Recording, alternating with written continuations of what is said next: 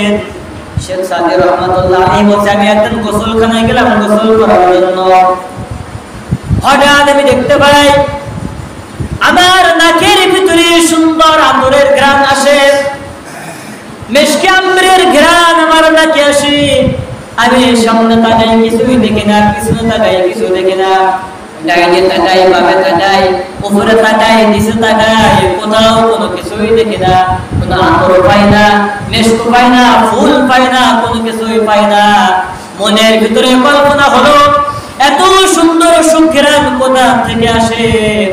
শেখ সাদি রহমাতুল্লাহ আলাইহি ওনার কিতাবের ভিতরে ওনার ভাষায় লিখছে, আমি এবার আমার পায়ের দিকে লক্ষ্য করে দেখি আমার গোসলখানার ভিতরে ছোট্ট একটা শুকনা মাটির ঠেলা পড়ে আছে। আমি আমার এই মাটির ঠেলাকে হাতে নিয়ে শুকে দেখলাম এই মাটির ঠেলা থেকে সুন্দর ঘ্রাণ আসে। শেখ সাদি তার কিতাবের ভিতরে এইভাবে লিখছেন, একদাস নামে রাতেরে বসিয়া রহিল মাটির ঠেলা, হাতে নিয়া শুকিয়া দেখিলাম রয়েছে সুবাস মেলা। কহিলাম তারে কস্তুরী ওগো তুমি কি আতুর উদাস, তোমার গায়েতে সুবাসী ভরা ওগো তুমি কি গুলিস্তান। এই মাটি আমি নাকে নিয়ে শুকি দেখলাম ঘ্রাণ আসে।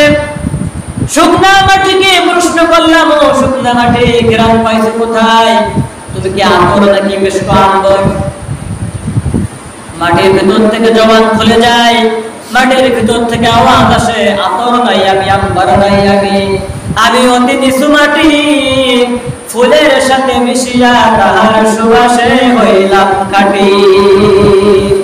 আইরে কমর বড় মানুষ, সামান্য একটা শুকনা মাটি ফুল গাছের গোড়ায় থাকার কারণে ফুলের ঘেরান যদি এই মাটি নিজের ভিতরে দিতে পারে, আইরে কপাল করা জাতি। আপনার সমাজে পীরের অভাব নাই, ওলি আল্লাহর অভাব নাই, হাক্কানি আলেমের অভাব নাই, জ্ঞানের অভাব নাই, মুফতির অভাব নাই, মুহাদ্দিসের অভাব নাই। নিজেরা মুসলমান দাবি করেন, আযান শোনার পরে নামাজ পড়তে আসতে পারেন নাই, অথচ আপনি নিজেকে মুসলমান দাবি করেন।